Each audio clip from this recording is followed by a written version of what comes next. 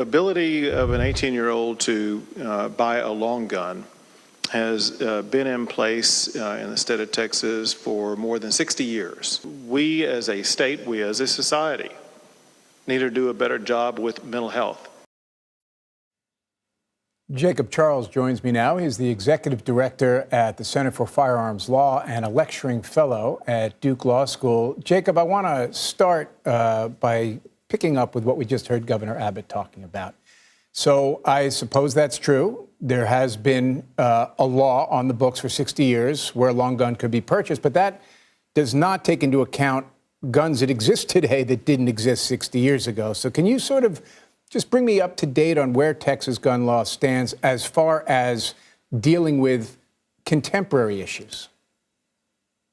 Yeah, absolutely. So Texas actually used to regulate guns a lot more strictly than it does today. And some of the laws that it used to have on the books would be surprising to modern adherents of the gun debate. And I think kind of what Texas has done just in the last few years is kind of exemplary of the direction of the modern gun rights movement. So just in the last 5 years or 6 years, Texas has allowed for the open carry of handguns. It has passed a campus carry law that requires colleges and universities to allow license permit holders to carry their handguns on campus. And then just last year, it got rid of its permit requirement for concealed carry. And all of these things are historical anomalies, are moving in a direction of broader gun rights that the Second Amendment itself doesn't demand, but that the modern gun rights movement has been pushing very successfully in state legislatures. And I think that might actually surprise a lot of people to know that at one point on the books in Texas were some more restrictive gun laws. So you say the last 5 or 6 years, what changed?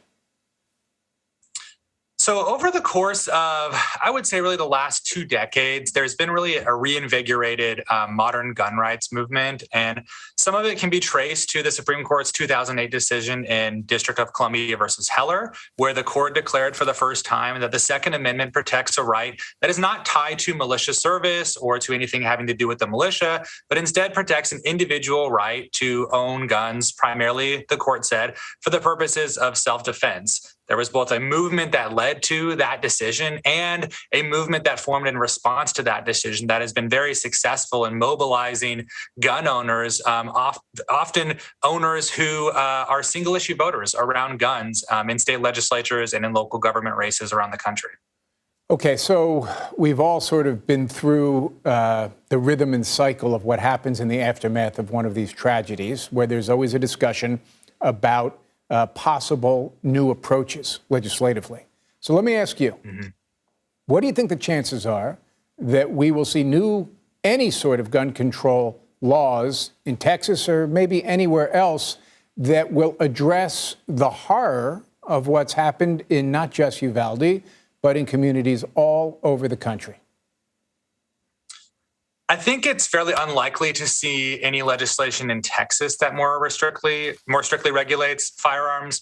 There was a study by researchers a few years ago that actually showed nationwide, in response to mass shootings, what tends to happen is that in states with Republican-dominated legislatures, there tends to be laws that loosen gun restrictions after mass shootings. And in states with Democratic-controlled legislatures, there tends to not to be new firearms restrictions enacted in the response to mass shootings. So if anything, we might see loosened gun laws because a lot on the gun rights movement believe that more guns in public spaces will keep us safer. So I don't think there's anything happening in Texas that would more strictly regulate guns. There are some possibilities for national action, however. The House has passed an expanded background check bill that may hold some promise of passing in the Senate, although that has not happened in response to past tragedies like the Sandy Hook shooting. One last question, if we can, quickly. When you talk about this lack of action or your expected lack of action, how does that square with what seems to be a growing consensus, not just among critics of guns, but even people who are proponents of being able to carry guns? A mass now of people saying, wait a minute, we have to do something. So how does that square with public opinion?